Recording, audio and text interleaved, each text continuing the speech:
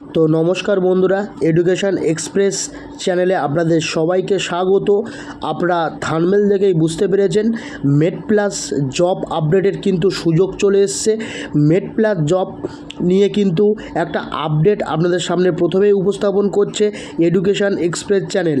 তো এই মেড প্লাসের বিভিন্ন পোস্টে বিভিন্ন পদে কিন্তু আপনারা আবেদন করতে পারেন এবং এখানে ছেলে মেয়ে উভয় আবেদন করতে পারেন। বয়স সীমা, এলিজিবিলিটি ক্রাইটেরিয়া থেকে শুরু করে সম্পূর্ণভাবে ভিডিওর মাধ্যমে বলা আছে। তো বন্ধুরা চলুন তাহলে আজকের ভিডিও শুরু করা যাক।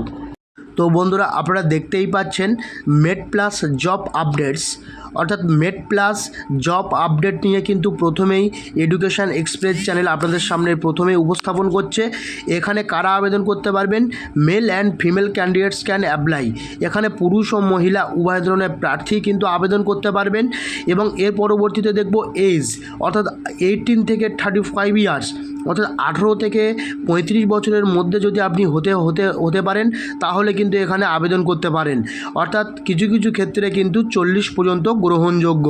এবং এর পরবর্তীতে যে আপডেটের দিকে আমরা নজর রাখবো সেটা হচ্ছে অ্যাভেলেবেল পোস্ট। কোন কোন পোস্টে আপনারা আবেদন করতে পারবেন?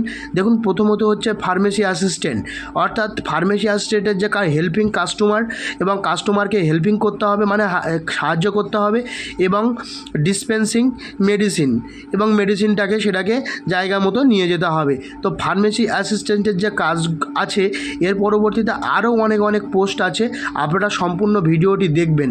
তো এর পরবর্তীতে যে আপডেটটার দিকে আমরা নজর রাখবো সেটা হলো পরবর্তীতে স্টোর কিপার। অর্থাৎ স্টোর কিপারের কাজটা আছে managing stocks, expiry check and daily records. Store কিপারের যে কাজটা ম্যানেজিং স্টক, অর্থাৎ স্টককে ম্যানেজ করা, এবং এক্সপায়ারি চেক, মানে কোন প্রোডাক্টটার এক্সপায়ারি হয়ে গেছে কিনা, ডেলি রেকর্ড, সেই রেকর্ডটাকে তোলা আর কি। বিলিং এক্সিকিউটিভ, এখানে হ্যান্ডলিং বিলিং কাউন্টার এবং কাস্টমার রিসিপ্ট, কাস্টমারকে রিসিপ্ট প্রদান করা এবং বিলিংটাকে কাউন্টারে দেওয়া, এটা হচ্ছে billing executive. Delivery staff, delivering medicine to customer safely, অর্থাৎ আপনি যে মেডিসিনটা বা যে জিনিসটা নিয়ে যাচ্ছেন ডেলিভারি হিসাবে, সে ডেলিভারি সেফভাবে নিয়ে যাওয়া, ডেলিভারি স্টাফের কাজটা কিন্তু আপনি পাবেন।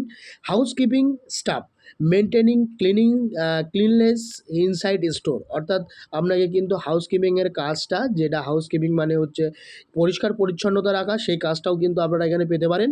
কাস্টমার সাপোর্ট এক্সিকিউটিভ বলছে guiding customer on products. Customer support এক্সিকিউটিভের পরে হচ্ছে মেনটেনেন্স হেল্পার। দেখুন, maintenance helper, basic store repair, maintenance task, এগুলো হচ্ছে যে সমস্ত অ্যাভেলেবেল পোস্টগুলো আপনারা দেখতে পেলেন, এই সমস্ত পোস্টে কিন্তু আপনারা আবেদন করতে পারেন। তো এর পরবর্তীতে আমরা যে আপডেটটা দেখবো সেটা হচ্ছে স্যালারি। এখানে দেখুন স্যালারি শুরু হচ্ছে 14,000 থেকে 23,000 পার মান্থ, অর্থাৎ depends on role, experience and location. অর্থাৎ এই যে 14,000 থেকে 23,000 টাকার মধ্যে যে স্যালারিটা নির্ধারণ করা হয়েছে সেটি কিন্তু নির্ধারণ করবে আপনার রোল, মানে আপনি কোন কাজটা করছেন, এবং এক্সপিরিয়েন্স, আপনার অভিজ্ঞতা আছে কি না, এবং আপনি কোন লোকেশানে কাজ করছেন। যদি আপনি কলকাতাতে কাজ করেন সেক্ষেত্রে একটা স্যালারি বেতন আপনি পাবেন। এক্ষেত্রে আপনি যদি দুর্গাপুরে কাজ করেন বা শিলিগুড়িতে বা আসানসোলে কাজ করেন তো সেগুলোতেও কিছু কিছু স্যালারি, সেখানে একটা নির্ধারিত স্যালারি কিন্তু আছে। ডিউটি টাইম কী বলছে? 8 ঘন্টা ডেলি ডিউটি, রোটেশনাল শিফট। আপনারা কিন্তু বারবার ভালোভাবে দেখবেন, দেখেতে কিন্তু বিবেচনা করবেন। 8 ঘন্টা ডেলি ডিউটি, রোটেশনাল শিফট, আপনাকে কখনো কিন্তু দিনেও কাজ করতে হতে পারে, আবার রাতেও কাজ করতে হতে পারে। 6 ডেজ ওয়ার্ক, অর্থাৎ 6 দিন কাজ করতে হবে, 1 ডে উইকলি অফ, একদিন করে ছুটি কিন্তু আপনি পাবেন। এর পরবর্তীতে আমরা দেখব জব লোকেশান, কোন কোন লোকেশানে আপনি কাজটি পাবেন। দেখুন, প্রথমত হচ্ছে কলকাতা, অর্থাৎ Kolkata, Howrah, Durgapur, Siliguri, Asansol and nearby districts. বলছে এই সমস্ত যে জব লোকেশনগুলো আপনারা দেখতে গেলেন, এই সমস্ত জব লোকেশনে কিন্তু আপনারা কাজটা পাবেন। এছাড়া কিন্তু তার নিয়ারবাই যে জেলাগুলো আছে সেই কাছাকাছি জেলাগুলোতেও কিন্তু আপনারা আবেদন করতে পারেন।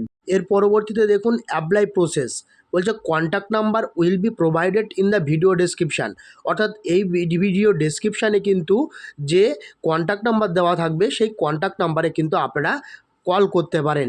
এটা কোনো অফিসিয়াল নাম্বার নয়, এই নাম্বারটি তথ্য সহায়তার জন্য আপনাদেরকে দেওয়া হয়েছে, শুধুমাত্র হেল্প পারপাসের জন্য কিন্তু এই নাম্বারটা দেওয়া হয়েছে। তো বন্ধুরা সম্পূর্ণ ভিডিওটি আপনারা দেখবেন। আর হ্যাঁ, যে সমস্ত বন্ধুরা আমার চ্যানেলে নতুন আছেন তারা কিন্তু অবশ্যই চ্যানেলটাকে সাবস্ক্রাইব করে রাখবেন, যাতে নতুন নতুন ভিডিওর তথ্য আপনাদের সামনে প্রথমেই চলে আসে, এবং পাশে থাকা বেল আইকনটি প্রেস করে কিন্তু অবশ্যই রাখবেন। তো বন্ধুরা আজ এই পর্যন্ত, পরবর্তী কোনো একটা ভিডিওতে আপনাদের সঙ্গে আবার দেখা হবে।